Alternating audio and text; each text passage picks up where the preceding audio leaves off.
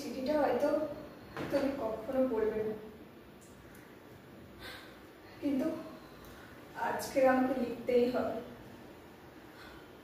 আমি যদি আজ না লিখি আমি ভেঙে পড়ব। জানো বাবা, মা বলে আমি নাকি তোমার মতো হেঁটে চলি, হুবহু তোমার মতো করেই চা বানাই, কিন্তু শুধু তুমি নেই। তুমি যখন গিয়েছিলে আমি তখন ক্লাস 2-তে পড়ি। তুমি বলে গিয়েছিলে তুমি আসবে, কিন্তু তুমি আর ফিরে আসোনি। আমি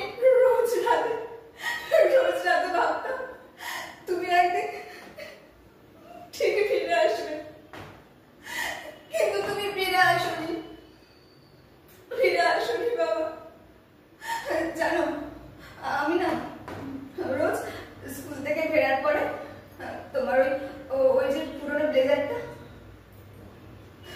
ওটা জড়িয়ে কাঁদতাম, আর মা না লুকিয়ে লুকিয়ে সবটা দেখতো, কিন্তু